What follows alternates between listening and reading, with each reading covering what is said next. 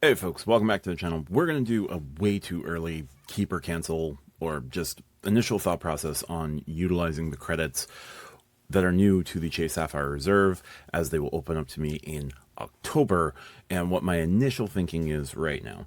And we'll see what happens in October when this finally is unlocked, because this is the stupidest thing Chase has ever done.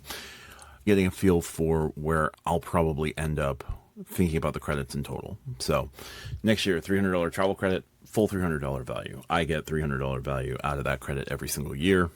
I'm good. Even if that's the only credit I use, all the other functions of the card at $500, I feel okay with it, but there's plenty of other value to be had. So next value I'm strongly considering is the $250 Apple credit. Now, I currently pay for Spotify.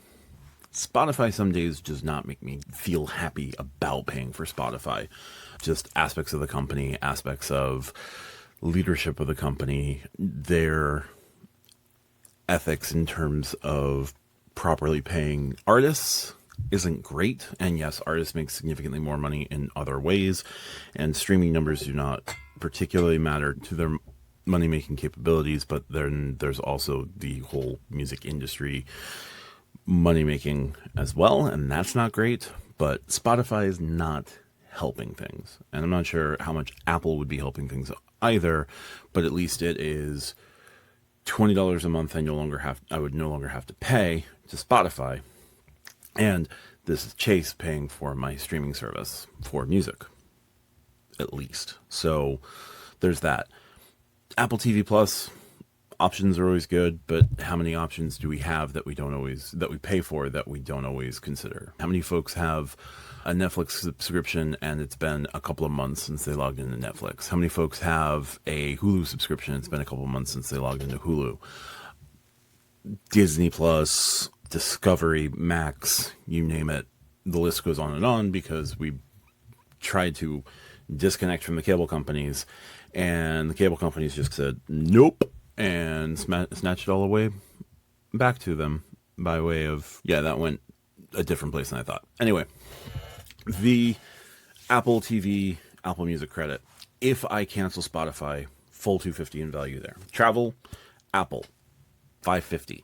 Guess what? I just matched the annual fee of the old card. There's a couple other credits that should be relatively easy to use. My partner and I should be able to enjoy tickets on StubHub with relative ease. I have family members I could pay for tickets for with no problem. I'll let them use my card and have Chase pay me back. Two events every year, up to $150. I think I can get a full $300 out of StubHub alone.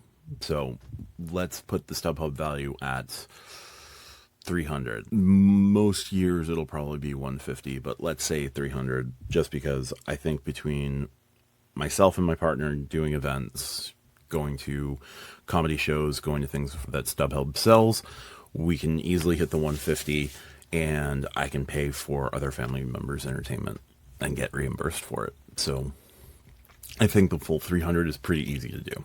So now $850. Hey, we're north of that annual fee. I've prepaid and gotten back more than I prepaid. Lyft credit, I think I can get at least once a month, but let's not do the full value of $120. So let's say I'm somewhere between $60 and $100 on that. I definitely will use Lyft at least 6 times a year. There are times where I go out and I need to be brought home due to social entertainment. So that I'll give a value of between 60 and 100, conservatively. All right, so if it's 60, I'm getting $910. If it's 100, I'm getting $950. Cool. DoorDash credit. The Dash Pass membership is super helpful. Dash Pass can save you money here and there. It's not a lot of money. It takes a little while to build that up. I think right now I've saved, in the time that I've had Dash Pass, I have saved through Dash Pass just enough to cover a Dash Pass yearly fee.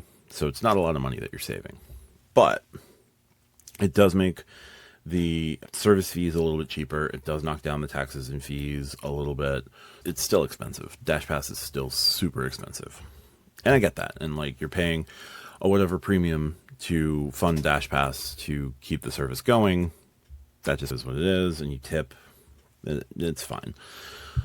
I'm not going to value that completely at $420. I will say I use at least 2 of the $25 coupons a month. That is to say, I use the $5 restaurant and I use at least one of the $10. So a consistent $15 a month, that would be $300 over the course of a year.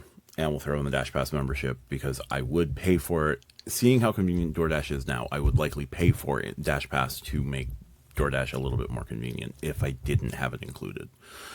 So with that being said, I will not give it the full $420 value, but I will give it $300 in value.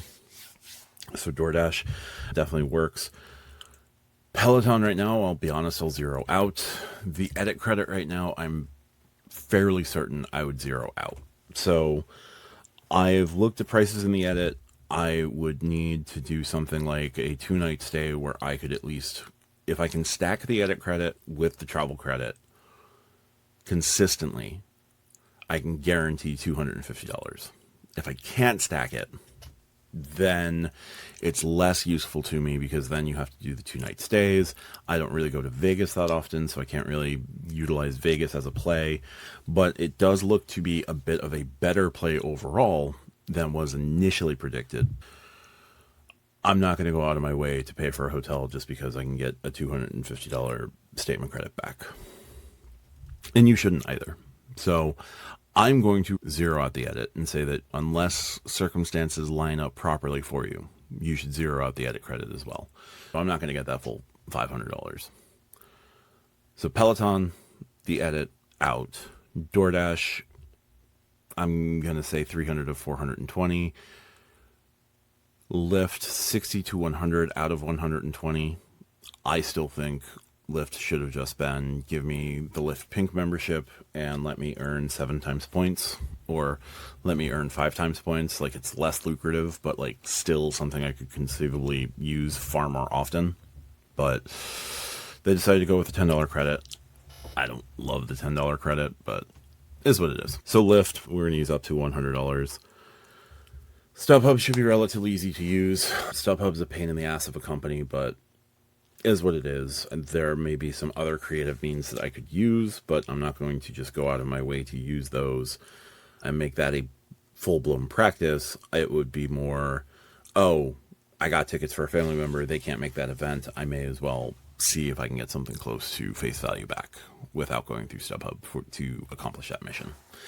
There's other options out there, guys. There you go. So those are the big credits. As long as I have a card with global entry, I will value global entry, whether it is with the Sapphire Reserve in a couple of years when I renew, or if it is with another card that has global entry at the time. Global entry is a dime a dozen. I'm not super worried about that, but I did get the global entry credit last year. That goes into the total of last year's considerations.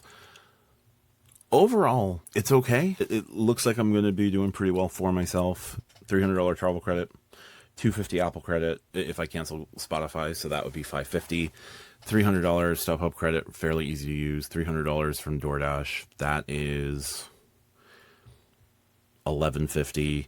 $100 max from Lyft, that's $1250. So I'm still going to be doing pretty well with the card. So right now, it looks like I can math it out to do quite well. And I would be getting that full $300 on StubHub even before my card renews in April. So I could get the full $300 before April, which would just be a bonus. So overall, I think I'm in an okay space with the Sapphire Reserve. Now, I'd be replacing Spotify with Apple Music. This is unique for me. Most folks have been talking about Apple One subscriptions. It's a pain in the ass that you can't do that. It would be better if you could just get a $20 a month Apple services credit. That would be far more flexible, far more user-friendly, but I get it. That's the way that it was done. I think I can net out pretty well. So that's just me. This is my first round of mathing it out for you here.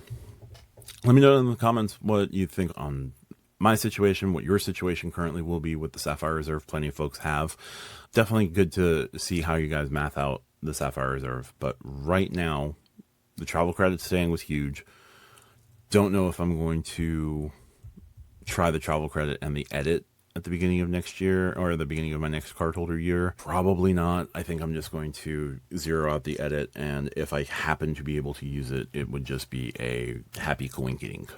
So that's going to do it for this one. If you like what I do, hit the subscribe button down below. Check out the Stack Your Points podcast. We record on Mondays. We release the show in audio on Saturday. We do the show on YouTube on Wednesdays and Fridays, cut into 2 major sections. We have a live on Thursday nights. Check that out at 8:30 p.m. every Thursday.